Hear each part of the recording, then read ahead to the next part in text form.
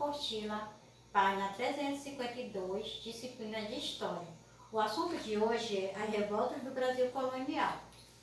No período colonial, os portugueses exigiam que parte das riquezas brasileiras fosse levada para Portugal.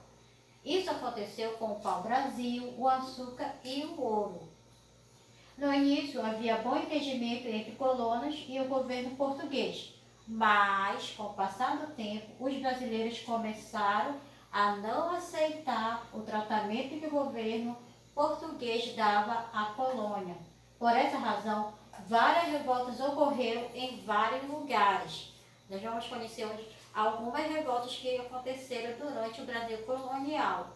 Por que aconteceu essa revolta? Devido à não aceitação do tratamento do governo português com o povo brasileiro. Na apostila nós temos um mapa. Veja no mapa quais foram e onde ocorreram algumas das principais revoltas populares na América Portuguesa durante o período colonial. Brasil, principais revoltas no período colonial. Em 1684 teve a revolta do Beckman.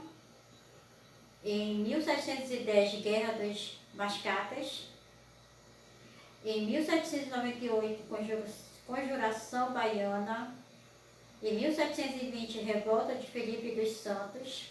Em 1789, Confidência Mineira. Os comerciantes portugueses instalados no Brasil, que levavam vantagem por ter nascido na metrópole colonial, exerciam práticas abusivas, como a cobrança excessiva de impostos e compra de produtos por preços inferiores. Esses abusos deixavam o brasileiro bastante descontente. Foi por isso e por esse motivo que em muitos lugares da colônia a população tentou acabar com o poder dos comerciantes portugueses. Porém, o governo de Portugal combateu as revoltas com violência, prendendo e matando vários de seus participantes. A revolta de Beckman, a Guerra das Mascatas e a revolta de Felipe dos Santos são exemplos desses movimentos populares. É importante que nós percebemos que todos esses movimentos do período colonial foram regionais. De acordo com a legenda, vocês perceberam que cada revolta dessa foi em diferentes regiões. Eram as reações isoladas em geral das elites e a favor de certo privilégio, não queria perder. Os movimentos não contestavam o sistema colonial como um todo. Na página 353, Inconfidência Mineira. No século XVIII, o governo de Portugal aumentou os impostos cobrados sobre o ouro arrecadado na colônia. Descontentes com essa situação, fazendeiros ricos, mineradores e militares resolveram agir e tramaram assumir o controle de Minas Gerais. A revolta deveria ocorrer no dia da derrama, nome dado à cobrança dos impostos atrasados, mas um traidor entre os revoltosos denunciou o que o grupo pretendia fazer. Quase todos os inconfidentes foram julgados e condenados a viver longe da colônia. Joaquim José da Silva Xavier, o Tiradentes, era um dos poucos integrantes do movimento que não possuía riquezas e foi considerado um dos principais líderes. Condenado à morte, foi enforcado e esquartejado no dia 21 de abril de 1792. Aqui temos uma tintura a óleo, Martírio de Tiradentes sobre a tela de Aurélio Figueiredo, 1893. A imagem de Tiradentes foi bastante utilizada para simbolizar o descontamento com o governo português. Vale ressaltar que Tiradentes, o único dos inconfidentes condenado à morte, era um dos mais pobres do grupo. Os demais integrantes do movimento, muitos deles ricos, foram apenas exilados e continuaram a viver em outras regiões.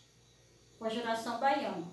A Conjuração Baiana ocorreu em 1798 e foi motivada pela insatisfação com as más condições de vida da população do local. Um dos principais objetivos do movimento era libertar a colônia de Portugal e transformá-la em uma república. Além disso, muito pretendia acabar com a escravidão.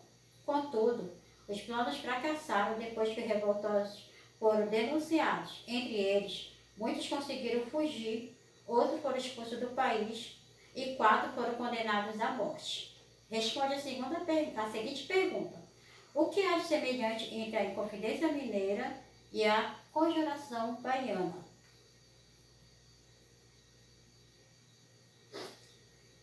movimento dos mineiros, eles eram contra a cobrança dos impostos, que é conhecido por dois nomes, Inconfidência Mineira e Conjuração Mineira. Do ponto de vista dos portugueses, foi uma inconfidência, falta de infidelidade ao rei de Portugal. Foi uma conspiração contra uma autoridade estabelecida. Se possível, vocês podem me dizer para que servem os impostos atuais? Naquela época, os impostos eram cobrados, eram os impostos abusivos. E tudo que eram retirado do Brasil era vendido no próprio país com preços absurdos. E vocês sabem para que servem os impostos? O ICMS, que é o Imposto sobre Circulação das Mercadorias, a semelhança entre o passado e o hoje. Há sim a semelhança, por quê? Porque é cobrado também imposto hoje em dias, mas não é tão abusivo como era antes. Antes, o imposto equivalia a 20% do INCS, que corresponde a 25%. Diferença, o valor arrecadado com o quinto não era utilizado para beneficiar as pessoas que viviam na colônia. Diferente de hoje, que os impostos são usados para construir escolas, hospitais, creche, por exemplo. É usado a favor da população, que naquela época não era usado. Muito distante das pessoas que viviam na colônia. Revoltas coloniais. Com o tempo, os habitantes da colônia começaram a sentir mais brasileiros do que os portugueses. Além disso, as leis e decisões do governo português não os beneficiavam. Então, com o passar do tempo, em muitos lugares os colonos acabaram se revoltando contra os abusos da política portuguesa. Aclamação de Amador Bueno da Ribeira. Quando Portugal se libertou do domínio espanhol, em 1640, deu-se a restauração do trono português, na pessoa de D. João IV, na vila de São Paulo.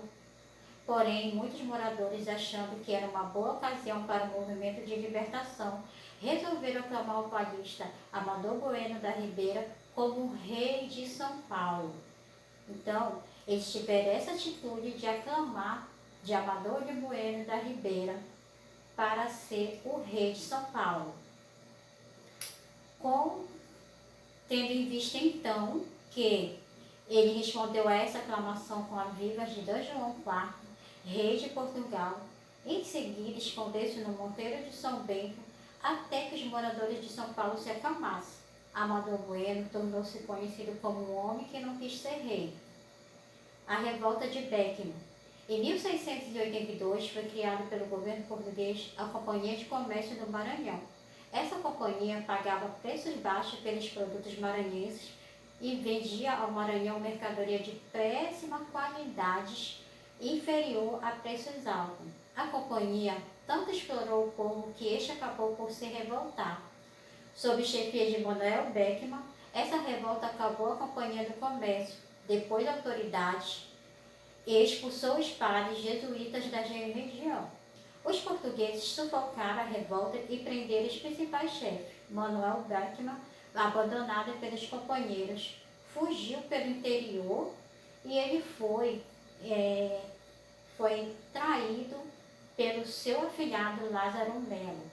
Ele foi preso no seu engenho de Mearim, foi condenado à morte, tendo sido enforcado. A Inconfidência Mineira. Com a riqueza proveniente de Minas, muitos brasileiros foram estudar na Europa e de lá trouxeram as ideias de liberdade e igualdade, fazendo nascer as primeiras manifestações pela nossa independência.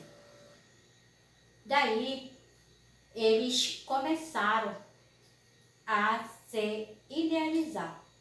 Esse ideal se fortificou com a independência dos Estados Unidos da América do Norte. Nessa ocasião, a situação econômica da capitania de Minas não era boa, pois a produção de ouro se achava cada vez mais reduzida. Para piorar, o governador de Minas Gerais, Visconde de Barcarena, resolveu lançar a derrama, que era a cobrança dos impostos atrasados.